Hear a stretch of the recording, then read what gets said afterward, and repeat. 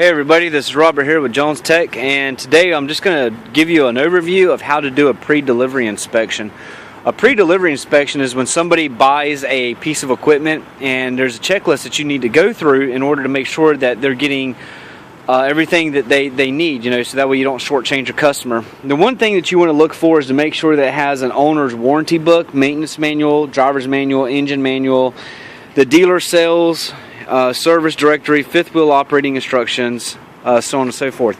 Now, the reason why I wanted to show you this one's going to be the oddball. This is going to be your exception to the rule. This is a military equipment. Most of the manuals that you will find on these actually are referred to as FM, which is field manual, and then they affix a number to it. Let's just say I'm going to throw a number out there. Let's say it's FM 107-J, and that may be, that's going to be their field manual for this particular unit, and it will have all the information in it. So the military is the one that does things different. Your other vehicles already have a owner's manual in it. A lot of the information too that they post is up here. The lubrication data. Obviously this is a Freightliner. If you don't know, this is a Freightliner. This is an FLD 120 chassis. It's just been beefed up for military purposes. It tells you the component data is an M916A3, so this is manufactured by Freightliner. Gives you the contract, the vehicle number, engine model, which this one's obviously a Detroit Diesel Series 60. Gives you trans, the whole 9 yards. So even though this does not have a manual per se, it does have a field manual. It also has the information actually riveted to the door, so that's where that's going to be on your checklist. When you get inside these vehicles, what you want to do is you want to check and make sure that everything works. So basically you're performing a pre-trip inspection. You want to check for all your dash instruments, make sure all the dash works. You want to check for low air, oil, cooling systems warning, air conditioner, heater, windshield wipers, and that's the main thing. Make sure windshield wipers are good to go. You'd be surprised sometimes you get these trucks come in and they may just be missing the windshield wipers. Radio speakers if you have it, CD player, dash, dome lights, all interior lights, air governor, air pressure, safety belts, and hydraulic booster warning systems. For this particular vehicle here, we do have hydraulics. We have hydraulics here. We have how you lower your air in your tires, run flat. This one here has an Allison automated transmission, so this is you don't have the stick shift. This is like I said, this is military, so this is how you're going to turn your lights on and off. And then you just check to make sure that your dash works and everything else. This is a model at school, so somehow we have lost this. So if this came in to go out to the customer, we would definitely notate that as well. Make sure that you have a fire extinguisher. That is required on all vehicles, whether it's military or not. And then you gotta look for other stuff they put on here, like here you go, here's a rifle, for the rifle mounts, if it's got to have that on there, make sure it's on there, so on and so forth. Another thing you want to check for is the paint. Make sure that you're not taking something to somebody that's going to be all gouged up, scratched up, dented, and all that stuff. You also want to check your hoods. You want to pop the hood open, see what's going on with it, check your filters, make sure everything's tight and everything's good to go. You want to check for your basic stuff. Do you have oil leaks? Do you have coolant leaks? Do you have any type of fluid leaking on the ground whatsoever? Do you have air leaking? Basic stuff that you're going to look for. Check your frames. Look on your frames. It may not be leaking on the ground. It may be on your leaf springs. So, stick your head underneath there. See what's going on. What do you have? Is there anything leaking? Yes or no? If it is, you need to let somebody know immediately. And then when you check for leaking fluids, you also want to check your fluids. Do you have the right amount of coolant? Do you have the right type of coolant? Do you have the correct amount of oil? So on and so forth.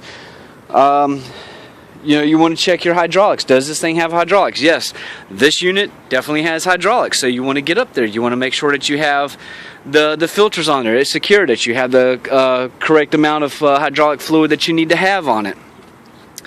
Another thing you want to check is the tire inflation. Now, don't just go look at the tire and go, oh, okay, this is what it says. You need to go to the vehicle information, find it. It will tell you how much air pressure it's supposed to have, and that's what you put in it. So you have to just look at the placard and say, okay, well, what is it supposed to have? And it'll tell you. And this one here is looks like it's 120. So, you know, check your placards. Your placards is going to be what's affixed to the side of the vehicle. Alright, so again, now once you start working your way around the vehicle, you start looking for, you know, hub oil seals, chassis hoses, your wiring. If something needs to be zip tied up, you go ahead and take care of that. Check your wheel nuts, your lug nuts, okay? If you've got rust in this area, I'm going to put my paper down. If you got rust inside of here, that's going to tell you that you've got air between the lug nut and the rim. That means your lug nut's not tight. So check your lug nuts, make sure they're good to go. Check your brakes, you know. Get underneath there, check the throw on the brakes, make sure that you have that 2-inch throw like you're supposed to have so that you're within DOT specs. Check all your grease fittings. I mean, here's a prime example. That fifth wheel is supposed to have a lot of grease on it. Obviously it's been cleaned off, it's been used for school, but if this was going to a customer, we would put a lot of grease on that, because if you don't have that grease on there and they put a trailer to it, it's not going to turn correct.